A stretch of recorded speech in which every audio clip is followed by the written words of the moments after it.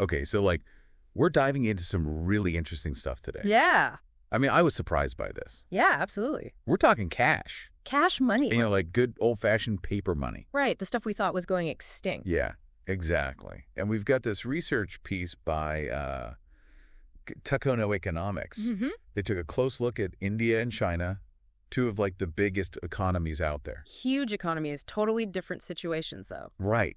And that's what makes this so fascinating. We're trying to figure out what's happening to cash. Yeah, in the age of Apple Pay and all that. Exactly. Digital payments are exploding, so what happens to the paper stuff? Well, that's the thing, right? It's not just vanishing. No, it's not. And that's what surprised me when I saw this research. It's like this whole other story playing out under the radar. Yeah, like in India, the number of ATMs is actually shrinking. That's wild. You'd think it'd be the opposite. Right.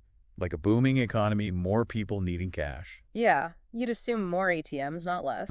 So what's the deal? What's happening there? Well, it seems like there are a couple of things going on. Yeah. India's got some new banking rules, tighter regulations. Oh, like what kind of stuff? Well, one example they mentioned was this thing about anti-skimming technology. Oh, right, to prevent fraud. Exactly. But that stuff's expensive to install on every ATM. Makes sense, and those costs add up. Yeah, plus there's this whole consolidation happening in the banking sector. Meaning? Like fewer banks, especially those state-owned ones. Okay, so with all this going on, it's making ATMs less profitable. Especially in those far-out areas, the rural places. So it's just not worth it for them to keep those ATMs running. Right, so they're like, okay, let's focus on the ones that make us money. Streamlining the network, right. Yeah. Making it more efficient. Yeah, fewer ATMs, but each one handling way more transactions. Okay, so that kind of explains the shrinking ATM numbers. Yeah, makes sense from a business perspective. But here's the really mind-blowing part. Hit me with it. Even with fewer ATMs, the amount of cash in circulation in India is going up. Wait, what? How does that even work? That's what I thought. It's like this cash paradox. They actually call it that in the research, cash paradox. Yeah, it's a catchy name. It is. So how do they explain it? Well, it seems like banks are changing their strategy. Okay, how so? Instead of having tons of small ATMs all over the place, they're going for like mega ATMs? Kinda. They're concentrating cash flow through fewer but busier locations. Oh, I see. Like instead of 10 little grocery stores, you've got one giant supermarket. Yeah, exactly that. So even though there are fewer ATMs, each one's pumping out way more cash. Precisely. So it balances out. Huh, interesting. Makes you wonder if this is just an India thing or like a global trend. Right. So to get a broader perspective, the research also looks at China. Oh, China, they're like the digital payments kings. Right. Way ahead of the curve compared to India. They're seeing something different with cash. They are. Their share of cash, compared to their GDP, has actually shrunk. Oh, wow. So they really are moving toward a less cash society. It seems that way. They're all about those mobile payments. Makes you wonder if India will follow the same path eventually. Yeah, is it just a matter of time? Well, the research suggests that India might be on a different track. Different how?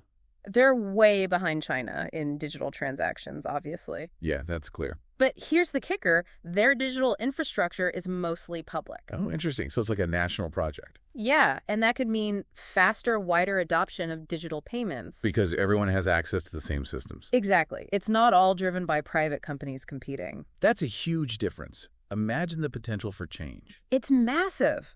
Like, suddenly a whole nation could shift to digital practically overnight. It's pretty mind-blowing.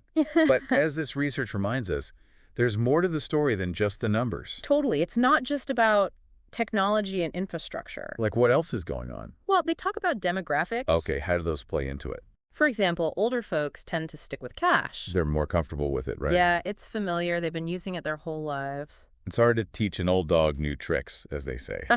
Right. But there's also culture to consider. Oh, yeah? Different societies view cash in different ways. Like in some places, cash is all about privacy and anonymity. Like, don't track my spending kind of thing. Exactly. And that appeals to certain people. Yeah, it's like a freedom thing. Right. And even the types of bills and coins in circulation matter. You mean like if they're high denomination bills? Yeah. If it's easy to carry around large sums of cash. That might encourage people to use it more. Makes sense. It's all connected. It really is. It reminds me of this conversation I had with my grandmother. Oh, yeah. What about? She refuses to use anything but cash. Really? Why is that? She said it helps her budget better. Huh. How so? Like she can see the money leaving her hands. It's tangible. It's real, not just numbers on a screen. Exactly. Makes you think, right? Yeah. About why we choose cash or digital. Totally. It's not always about convenience or technology. There's psychology involved, habit, personal preference. This research really dives into that human element. Yeah, it's fascinating. So after all this, what's the big takeaway? Is cash going extinct? Well, the research doesn't give a straight answer, Figures. but it does show that this is a super complex issue. Lots of factors in play. It's this tug of war between technology, economics, and human behavior. So predicting the future of cash is tricky. Totally, but it's a really important question to consider. Especially as digital payments become more and more dominant. Right. It's like, what happens to money as a concept? Yeah, if it becomes purely digital, does it lose some of its meaning? Fascinating question. What happens to that tangible, symbolic aspect? Will we ever see cash only in museums? Like a relic of the past? Or will it adapt and find a new role in the 21st century? It's definitely something to ponder. Anyway, we've got to wrap up this deep dive. Yeah, it's been a good one. Let us know what you think about the future of cash, folks. Thanks for listening. See ya. Bye.